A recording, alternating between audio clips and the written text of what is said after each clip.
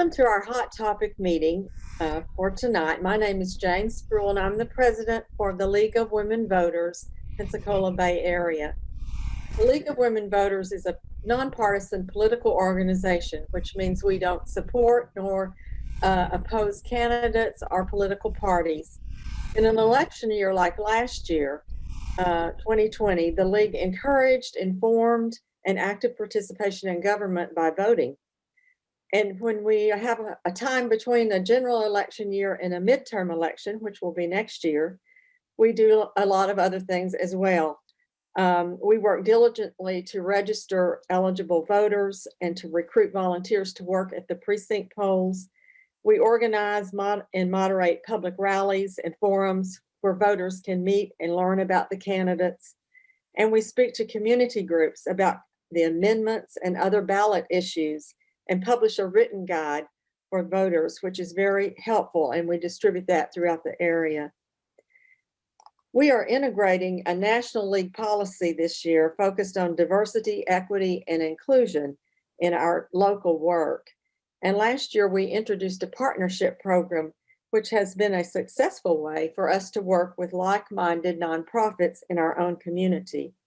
Our goals are to provide opportunities like today's presentation to educate and inform community members.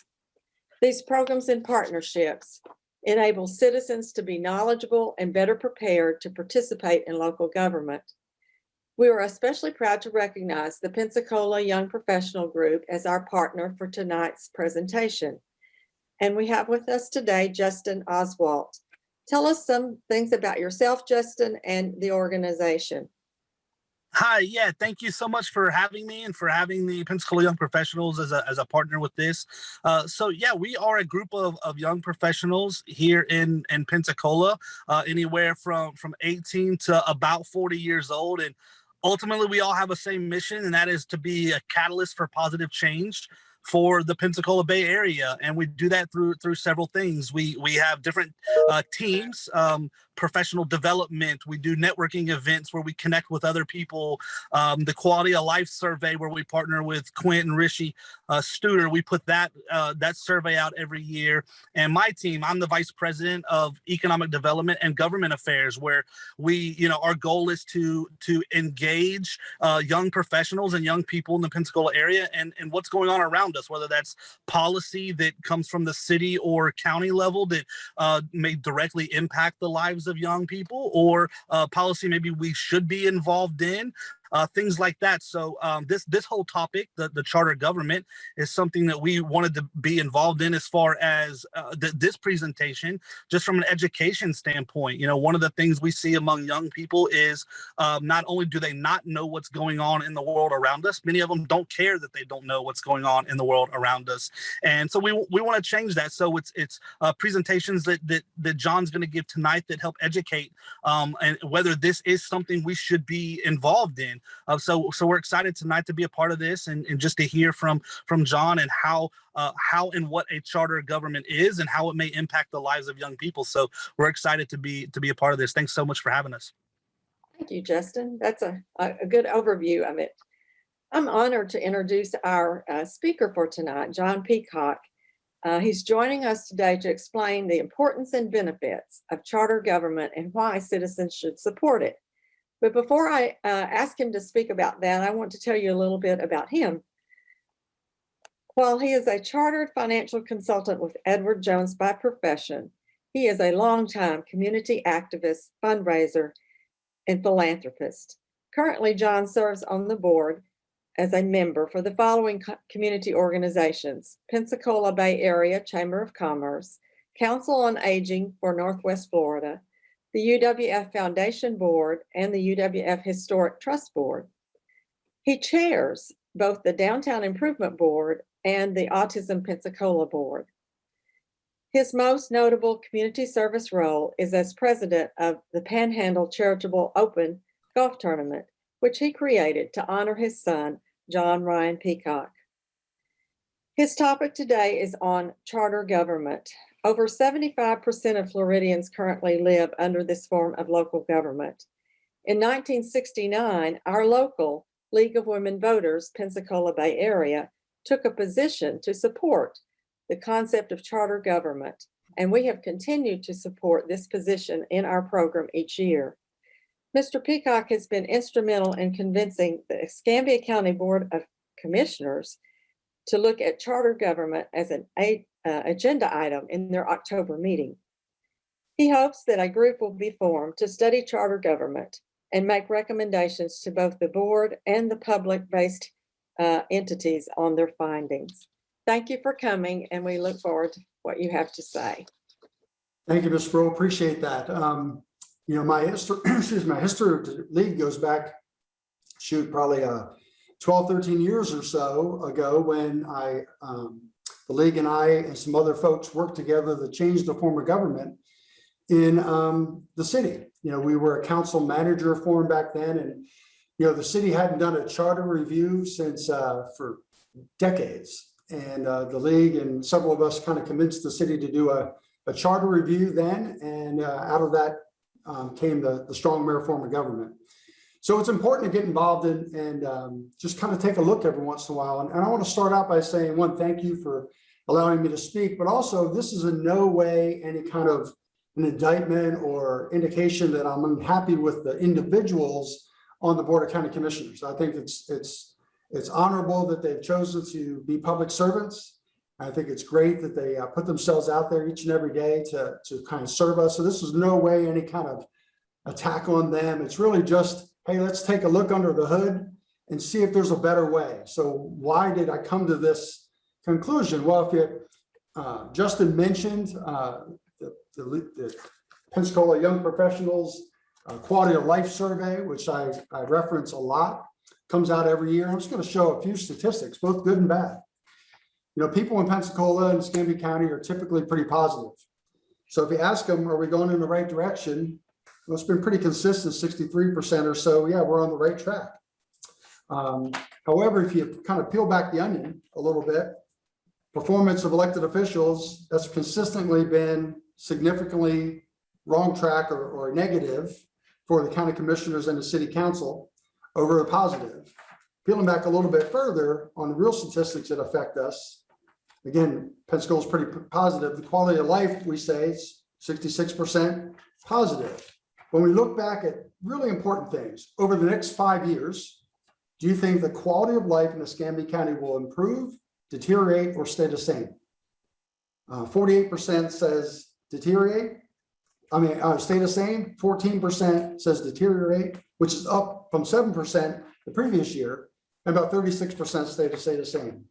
As far as economic development is concerned, those are real important issues. It's been pretty consistent. Escambia County economy, jobs, traffic, roads, crime, and drugs are the big issues. Public safety has been a negative rating in this survey for years. Offering jobs in your field has been a negative rating for years. Economic conditions, now think about this, since 2009, we've had pretty much the best economy in my lifetime, but we rate that as 65% negative in 2020, 65% in 2019, so it just wasn't COVID related. So there's obviously some disconnect between just generally how people feel, but when you talk about specifics, the people are generally concerned about that. So what do we do about that? And they've been consistent forever. If you look at the dashboard that Mr. Studer and his group puts out on the Studer Community Institute, there's a lot of metrics that they measure, and they never seem to get better.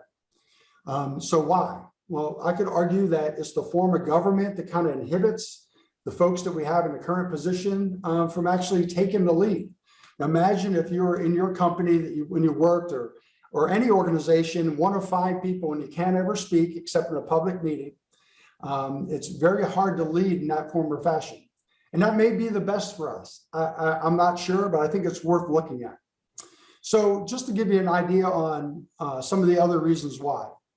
When Joe Riley came here, Joe Riley was the former mayor of Charleston, the longest serving mayor ever, served Charleston for 40 years. Couldn't imagine being in public office for 40 years. Very successful mayor in Charleston. He came down here and looked at our community and said that we were willfully poor because we've never done, some of the best assets in the world here. I mean, think about it. If you ladies and I were, and Justin were to sit down with a blank piece of paper and start writing down all the assets that we have in our community. I'll list a few. some of the world's most beautiful beaches. We have an historic city on the water, a 4-year university, a 4-year state college, an airport, a seaport, a gas utility, 3 major hospitals, IHMC, because of some of you ladies, the largest Impact 100 in the world, historic assets for cultural tourism, an interstate that runs right through the county for commerce, plenty of rural land for future development, a very vibrant downtown, a AA baseball team, extremely philanthropic community, U.S. Naval Base, military community, home of the Blue Angels, some very large employers like GE, International Paper, and Ascent. So why are we one of the poorest counties in the state? For sure. I don't know, but clearly there's a disconnect. If you look at the business community, it's pretty good. The philanthropic side is one of the best I've ever seen in any community I've ever lived in. So something's missing. Somebody's not taking responsibility, if you will, for those main issues that we keep finding problematic each and every year. So again, is there a better way? I don't know. We're kind of stuck in one sense in the form of government we have for part of it. For those of you who don't know, back in the late 70s, early 80s, there was a lawsuit, civil rights lawsuit that challenged the way Escambia County was doing business, and that was electing people at large, because there was never an opportunity, so to speak, for a minority to be elected. So out of that lawsuit came the majority minority districts. So that's why we have single member districts in our community, one of those, District 3, being a majority minority population. So therefore, it sort of, not guarantees, but makes it highly likely that a minority be elected and be representative on the council, which is good. We need that representation. There's certainly nothing wrong with that. But again, it goes back to why hasn't anything changed? Certainly the demographics and the socioeconomic lifestyle of those people in that district has not improved significantly over the past 50 years since that lawsuit. So what's missing? Again, I don't know. I mean, I have my own opinions and my own recommendations, but we do business differently than most other communities in the state of Florida. As Jane mentioned, there are only 20 charter governments out of 67 counties. So you might say, well, obviously it's not very popular. But the more important number is over 75% of residents in the state of Florida live under charter government. So clearly most people are impacted by charter government. I'll go through some of the reasons why here in a minute. But some more information about the various counties in the state of Florida. There's 67 altogether. 23 of them elect people by single member district. Their commissioners are elected single member district like ours. So you might say, well, obviously a lot of people do business that way. Well, again, it's important to break down the numbers. When you break down the numbers a little bit further, of those 23, 14 of those counties have less than 100,000 people. 13 of those 14 have less than 50,000 people. So I kind of exclude all 14 of those. They're not really like us. Of the remaining 9, many of them, such as Miami-Dade and Orange County, elect a county executive on top of their single member district. So you have an executive branch and a legislative branch, just like we have the state level and the national level, and actually here in the city of Pensacola as well. The remaining few that don't elect a county executive, sometimes they have 5 to 15 municipalities in their county. So imagine if we had 10 other cities of Pensacola in Escambia County. Kind of makes the county a little less relevant. So again, we're the only county our size that does business this way. And unfortunately, for most of the people in Escambia County, they think this is it. This is the best it gets. And it's not. We certainly have other options. And I just think it's time, given economics, given the fact that we haven't really made strides in some of the major important issues, we deserve better. If you look at other counties have gone and surpassed us a lot. Just to give an example, not saying this is what we should do, obviously, but back in 1966, Duval County and Escambia County were essentially the same size. Some of you that lived here then may remember there was a dash at the license plate, or dash with a number. And we were 8 and they were 9, or they were 8 and we were 9, one of the two, but we were real close to each other in size. Duval County decided to form a charter government. They actually consolidated with Jacksonville. Now they're pretty big, and we kind of left behind. And I'm not advocating necessarily consolidation at this point, but it certainly we need to look at things. We need to look and continue to evaluate, just like you do in a business, and say, is this the best way for government to operate to serve our citizens? So let me talk a little bit about the differences between non-charter and charter, and then we can kind of open it up for questions, if you will. One other stat I want to show, over the past 10 years, Escambia County, the census just came out, we only grew at 8.2%. That's pretty shocking, 8.2% over, that's only 24,000 people. Santa Rosa County, just next to us, grew at 24% during the same time. And that was 36,000 people. So much smaller county grew significantly more people than we did. So you have to ask why. People quickly point to the schools. Well, if you look at the school system, they don't get the kids until they're 4 years old, right? So, and we all know from the studies that Mr. Studer has done that up to recently, we've had only 33% or only 66% of the kids that were ready for school. 33 or 34% showed up not ready for school. So you'd have to be pretty amazing school system to take unqualified kids or not ready kids and make them graduate. And coincidentally, our graduation rate hovers around the same numbers. So it's the generational poverty that we have here in Escambia County that's kind of inhibited us. But again, I never see anything kind of put forward to fix that. Now, to be fair to the commissioners, I've gone to several of their town hall meetings, and I keep waiting for people to challenge them on some of the major economic, socioeconomic issues that we face in our community. As you guys can imagine, most people don't even think about those things. All they care about is the retention pond down the end of the street's not operating well. It's overgrown. It's flooding my street, or my potholes aren't being fixed, or my garbage isn't being picked up, or all the local, very myopic things that people typically focus on their day-to-day lives. So it requires us as leadership organizations like the League and others to kind of look at a bigger picture and see, is there a better way? So one other comment about the census. Some people say, well, it's not so bad. More people living in Santa Rosa County, less traffic. That also affects our revenue. Think about it. Most people shop where they live. So if more people live over there, they shop there. What does that do for us? We get paid in Escambia County based on sales tax, right? A lot of our collections are due to sales tax. Well, if all that money is going to Santa Rosa County because people prefer to live there, we're falling behind, which hurts our tax revenue. So non-charter and charter county have about 4 or 5 significant differences. In a non-charter form like us, the structure of county government is specified in the state constitution and Florida statutes.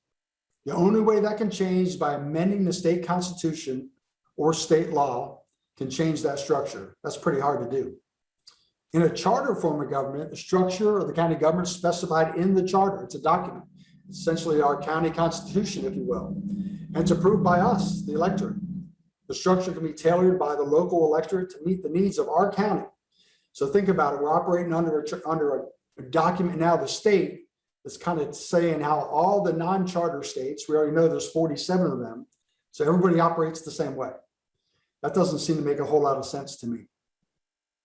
Another one, counties in a non-charter government have powers of self-government only as prescribed by state legislature. In a charter government, counties have all the powers of self-government unless they're inconsistent with the Constitution or state law. So much broader ability to operate and self-govern. In a non-charter government, state statutes do not provide for initiative or referendum or recall of county officers. So if you wanted to have an initiative or referendum, it's very difficult to do that in a non-charter government. In a charter county, they may provide for initiatives, referendums, and recall at the local level. In a non-charter government, state statutes do not require an administrative code. County charters can require administrative code detailing all regulations, policies, and procedures. So again, things that are specific to our county versus the county as a whole. One thing that's often looked at as a negative is the county under non-charter cannot levy a utility tax in unincorporated areas. However, in the county charter, they can provide a municipal utility tax levied in an unincorporated area. To me, that's a positive, in that if we chose, let's say people in one part of the county decided they really wanted sidewalks, and streetlights. That's typically not a function of county government. That's more of a municipal function. You would see that more often in the city of Pensacola. Let's say part of the county wanted that, and the majority of those folks in that neighborhood or area wanted those things. They could certainly talk to the county commissioners and apply a municipal utility tax to pay for those improvements.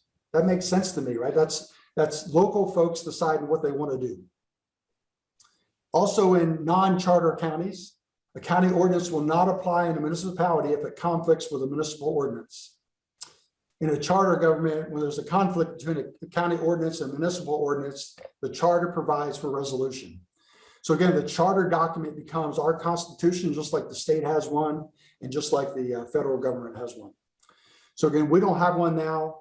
46 other counties don't have one now, but the vast majority of people in our state operate under one. So it makes sense to me, at least take a look.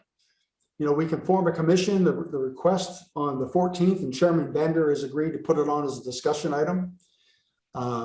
There's a little bit of discussion about a month or two ago, just about looking at something different, and they kind of passed it off. But I think it's important to take a look. There's no harm or foul, in my opinion, of forming a committee that's fully in the sunshine and get lots of groups of people together to bring in some experts, look at all the other state charters and see if there's one that we can use as a boilerplate that might fit us. It should be easier now than it was before. In the past, some of you may have remembered 25, 30 years ago, MJ Mengi, great attorney downtown here, and was a wonderful man. He tried to do a charter government. It was defeated, partly because back then, constitutional officers were very concerned. Constitutional officers are things like property appraisers, tax collectors, sheriff, et cetera. They may have been affected by charter government. Well, a couple of years ago, there was a state statute passed that kind of excluded them from all things local. They're kind of protected now, so they don't really have a dog in the hunt.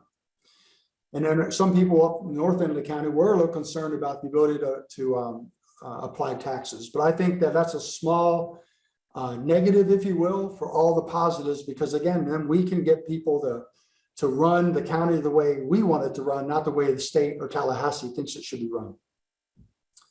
So I think I talked about 15 minutes or so, maybe 20. So I thought I'd stop there, Ms. Spruill, and if it was okay with you, and see if there's any questions, and I can add some things if there's not.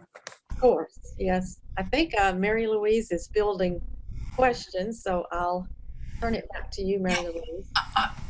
I just have one question, or actually two questions. I think you answered the second one already, though. But let me ask you this first one.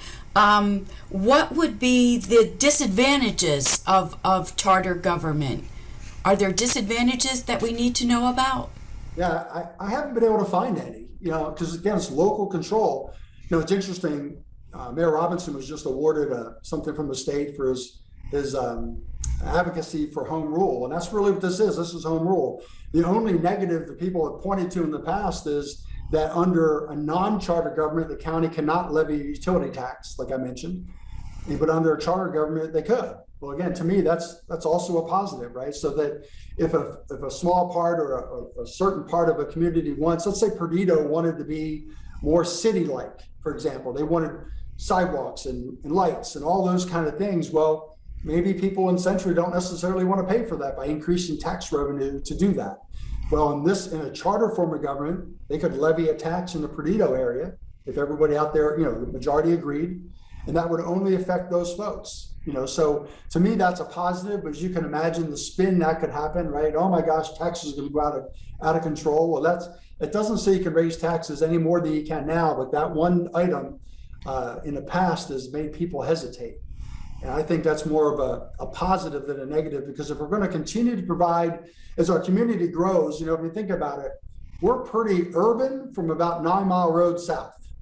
Right, it's hard to say that's very rural out there, right? Maybe up north of 9 Mile Road, it gets a little more rural, but we really have a lot of municipal type stuff going on south of 9 Mile Road.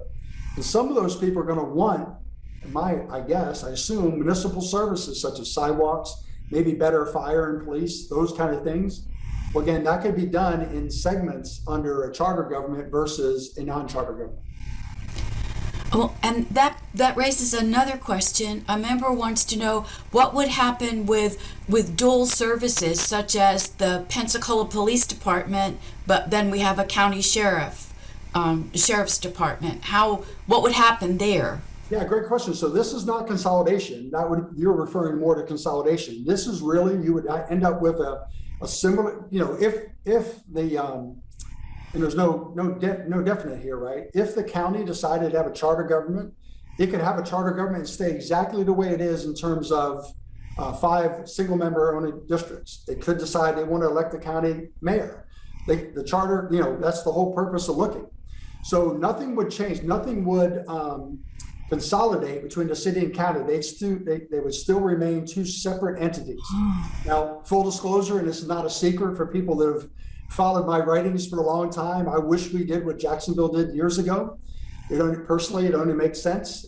This is not part of the request now, obviously, but it only makes sense that one city, one county, they're fighting over the same resources. So from a business standpoint, which Don, I'm sure would agree with that, Jane, that it makes sense to put the resources towards the community instead of all the duplicative services. But to your point, though, if we had a charter government and a city of Pensacola, maybe that could help a little bit of encourage. That's what I was looking for. Encourage some functional consolidation. Do we need 2 public works, 2 parks and recs, those kind of things. So hopefully by having a little more accountability at the local level through the charter, we can look at ways to save us some money in a functional consolidation if we weren't going to do governmental consolidation. Okay. And another question is, why do you think that this initiative failed last time out? So I think that it failed partly because the constitutional officers were against it. Just like when we tried a consolidation effort back in 2009, 2010, we flew to Jacksonville, got all the good information.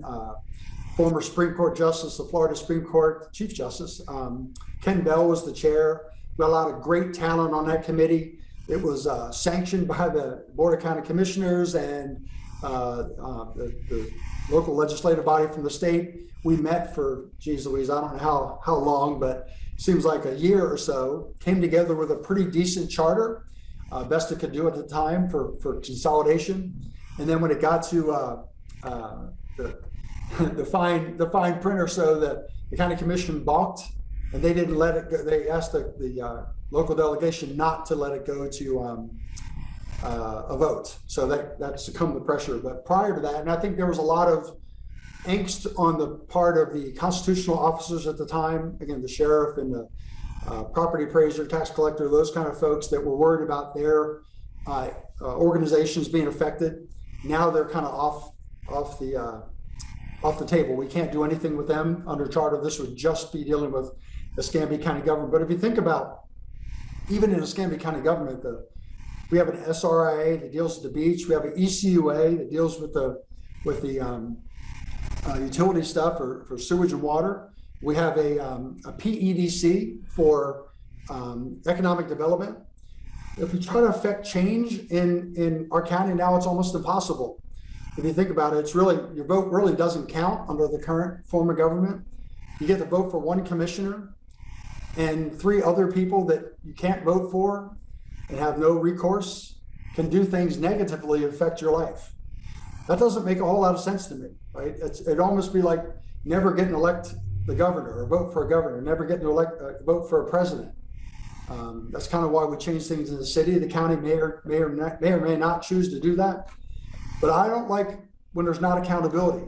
If some of the things going on at the county right now, whether it's, whatever happens to be, or just look at the statistics of economic development. If you're unhappy that, like many people are, the economic development doesn't seem to be progressing, how do you change that with your vote? It's impossible. So I think that leads to a lot of voter apathy here. And I think we have to change that. We have to get people to realize their vote matters. and get a system in place that people feel like their voice is heard. I mean, all over the country, we talk about one voice, one vote, one voice, and it matters. Well, in our county, it doesn't really matter because you get to elect your commissioner only. And they could be the best commissioner in the world, but your life can still be impacted in a negative way. So there's got to be a better way for us to do business so that we get more accountability from our elected officials. Okay, here's another question. How does city charter government and county charter government work together? Yeah, well, hopefully well, but they're not necessarily, as good as it does now. You could argue that none of that would change, but hopefully if there's more accountability on the county side. Right now, we could vote for or against the mayor, right? Every 4 years, we get to hold he or she accountable for what they ran on and how they performed in the past 4 years. We can only do that now for each commissioner in your own little district. So hopefully if there's more accountability at the county level, then there'll be some reasons to kind of force a little bit more collaboration there. Right now, again, it's oil and water in some cases, and that makes no sense to me. The city of Pensacola is an asset, and it's part of the county. The better the city of Pensacola does, the better the county does. I live in the city, and I pay a lot of county tax, and I get really no benefit from that other than the jail, which I hope to never have any of my family members use. Right? But yeah, I think that there needs to be more collaboration. This wouldn't necessarily make that better or worse. But hopefully, if we change the form of government, have more accountability, the county would make it better. Okay. Another question. The state government continually adds additional exceptions to state statutes. How would our becoming a charter government change that? Yeah, great question. I think that came from Vivian. Great question. Again, we have local control then. We don't have to follow the state statutes anymore. We can't violate the state statutes, but we certainly can create all the rules and ordinances, administrative statutes that we need to run our community, not like the other 46. So the specific things that deal with us, we can tailor into the Constitution, just like the state does. Okay. And do all the counties with a charter have an executive director? Yeah, great question. I think that came from Vivian too. She's on the roll. So no. So some of them are not, some of them have single member districts that voted at large. Some of them have a combination of single member districts. So there's a lot of different, of the 20 there's all kinds of mix and matches. I think the thing that would, at least in my opinion, push us more towards, again, executive director or executive. Now again, it's some people get confused about county administrator versus a county mayor. The city of Pensacola elects the county or city mayor, but he or she hires a city administrator, because this county, you don't want the county mayor or the city mayor, interacting necessarily on a day-to-day basis with garbage people or the parks and recs people. That's a city administration or county administrative function. You want the mayor to be out there, making sure Tallahassee knows who we are over here, make sure the federal government knows who we are, on more the political side of things. So not all counties do that, but I think the thing that will push us more towards that would be the fact that we are mandated to have a single member district or majority minority districts. We can't change that. Adding at large would dilute that. Now we could add, for example, go from 5 to 7 districts and have 2 majority minority districts, which would improve the representation from 20% to 28%. Those are all the things we could do with a charter if we chose to do that. Again, the point being, let's take a look and see what the options are there and see what makes more sense for our community. I can read the next question if you want. Okay, sure. Yeah, presently, it's a question that comes up all the time. We just went from an elected superintendent at the school board to an appointed one. And so, each body can't blame the other one. Why would that be different here? Well, that's a great question that comes up all the time. School boards are very specific administrative function. In that case, they're really hiring or appointing the county superintendent, so to speak. They're appointing somebody to actually run the schools. That's not what a county mayor would do in Miami-Dade. Miami-Dade County Mayor does not run the county on a day-to-day basis. Certainly accountable for that, but I think it's a female that's the county mayor there. Her county administrator would be responsible to her and then accountable to her, to us. So I think that's where we would, if we're really going to make change, we'd probably be pushed in that direction. But again, it's up to the committee to decide that. But certainly if I had my vote, that would be the way it would work. Okay. And that's all the questions we've got. I don't know. One more from Shirley I just saw pop up. I think that came to me directly. Oh, okay. Why does Miami-Dade have a county mayor? It doesn't work well. Again, I think it's partly because of the size, and I think part of it's because when you have, just think about if we just had state representatives. That's a very difficult way to operate a county, right? I mean, all the representatives have to communicate well and agree and all that kind of stuff. There's really no executive legislative branch. I think Miami-Dade realized when they consolidated years ago, they needed to put somebody in charge. And people worry, oh my gosh, what if that one person has so much power? Well, again, you can look no further than our city. Mayor Robinson has tried to get a couple things done recently, and the council overrode him. At the state level, Governor DeSantis doesn't get to do everything he'd like to do, and certainly at the presidential level, President Biden has both houses in Congress, and he has not been able to get everything he wants done either. So a good checks and balances, just like we have at the federal and state level, works. So I think that that's kind of what we need to look at here. So I think that the system isn't going to necessarily fix us, but I think what it could do is allow for leadership positions. We keep crying out, we need leaders, we need leaders. Well, I think if you're going to have leaders, you need to have a leadership position. It's very difficult, and all of us know people that I think would be great community leaders. I know very few of them that want to sit on a board of 1 of 5, and they have to sit through 4 or 5 hour meetings to try and get anything decided because they can't talk in a private setting. That's very frustrating to somebody that would consider them a real leader. I asked Joe Riley that, and Tom Murphy, he was the former mayor of Pittsburgh. I asked both of those gentlemen, both of them did an incredible job in their communities. Would you guys have run if it was more of a committee structure? And they looked at me like I had 2 heads and said, heck no. They wanted the opportunity to take the reins and run. And I think that, that may or may not be what our community wants and needs. I certainly think it's an opportunity to draw more people into the public sector if you have leadership positions. Most people probably wouldn't run for governor or president if it was just a part of a committee purpose. So I think that's also what we need here. But again, I don't want to go into this thing with the committee having a preconceived notion. I want the committee, if it's appointed, and I think it's a struggle to do that, then they'll figure out what's best for us. Yeah. Oh, so this is a great question. And thank you, Vivian. Vivian has been knocking it out of the park tonight. Are you suggesting that we should not have sunshine? Absolutely not. And it doesn't matter if I suggest it or not, it's not going away. But the sunshine law here in the state of Florida is very, very restrictive. It prevents bad things, but it also prevents good things, good dialogue. And the beauty of a county mayor or the city mayor in Pensacola is they're only regulated by part of sunshine. They don't vote. So they can talk, they can go to each individual council person and discuss issues with them. So for example, Vivian was a council member and I happened to be mayor, and she was a councilor or a county commissioner of a certain district. I could go to her with a project and say, I need your support for this project. What's the most important thing in your district? And for example, Sherry Myers, goodness gracious, she's been wanting sidewalks in District 2 for as long as I've known Sherry Myers. Well, I'd give the girl sidewalks if I needed some support for something to Maritime Park.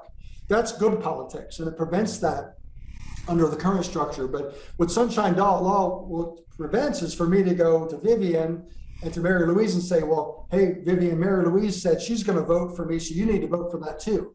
You can't be a conduit, so I can't relay information that I've learned, but you can talk in private, and that's healthy dialogue. In a group of 5 or 7 on a dais, it's hard to have really healthy debate about a certain project. It kind of gets pushed aside.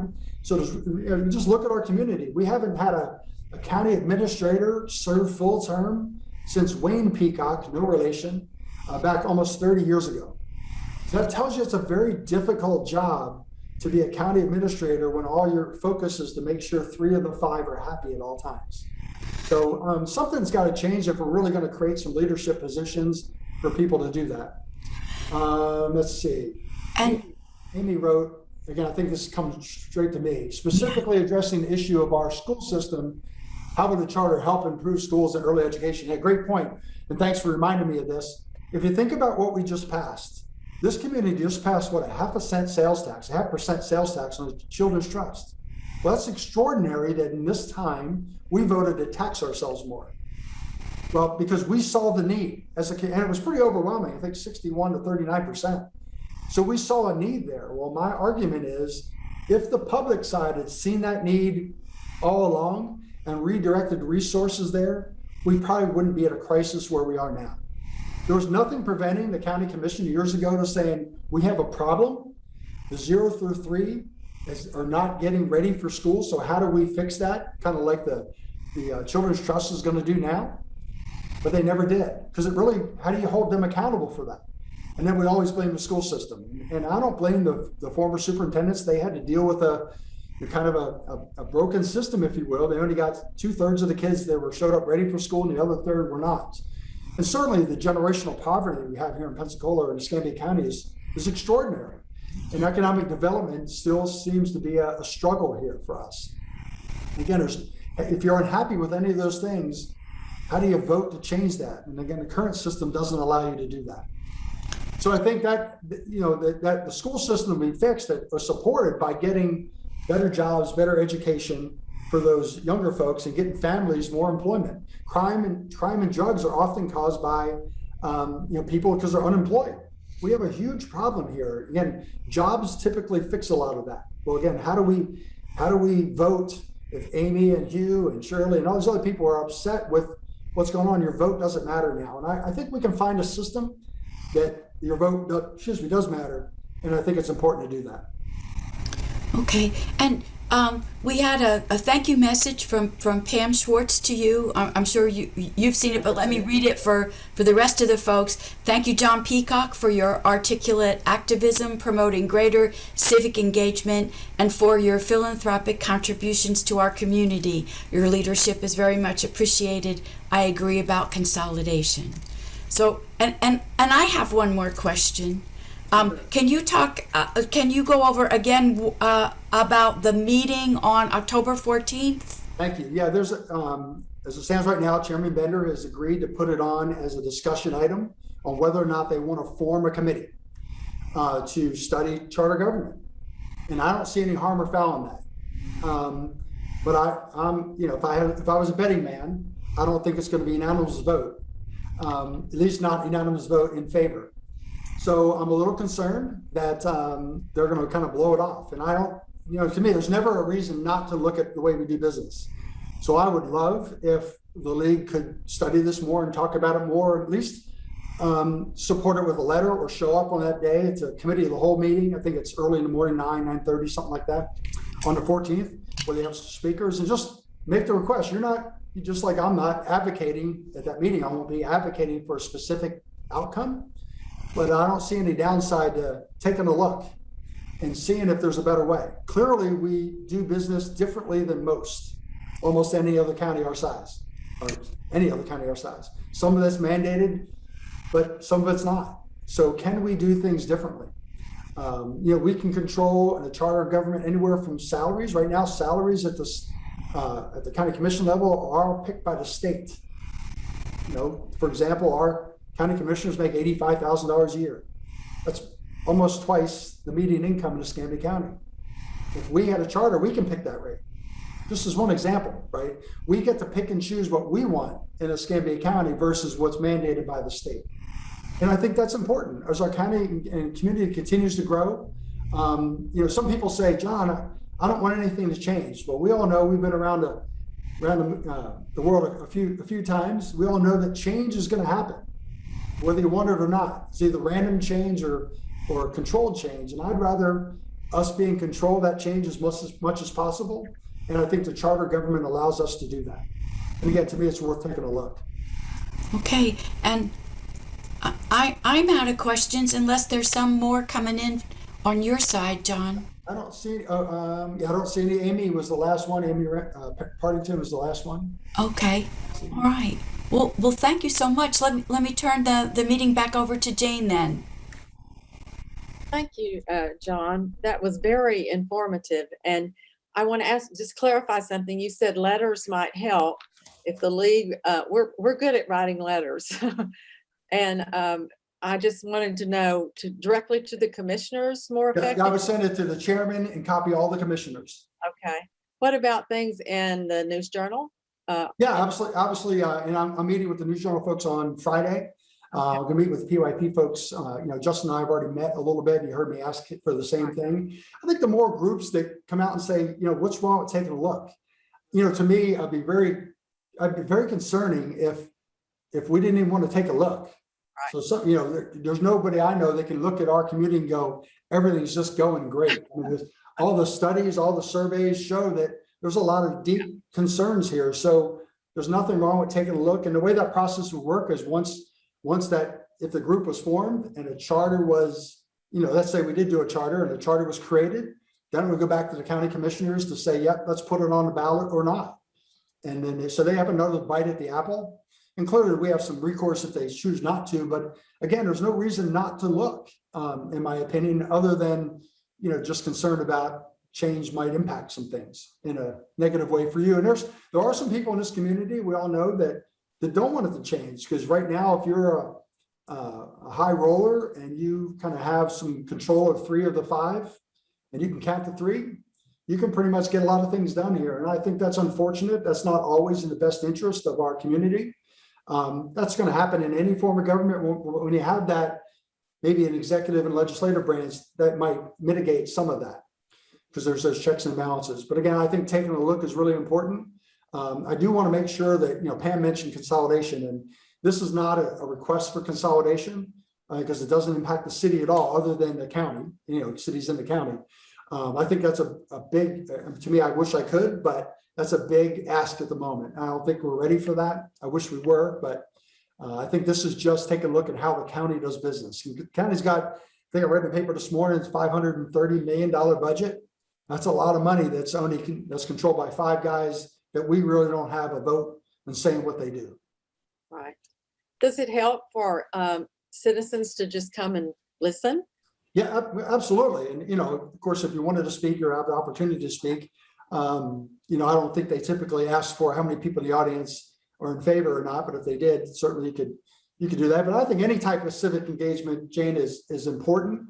Whatever your comfort level is, certainly writing letters, emails, feel free to copy me on any of those. So I have, that data that X people wrote. Jane and Mary Louise have my email address if you want it.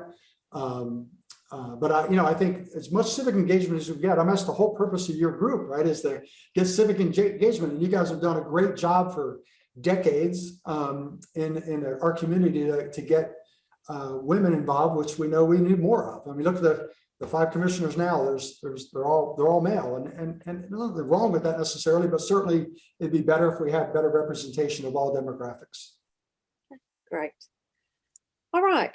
Well, thank you so much again for taking this time to help us understand better what charter government is and how we can be involved.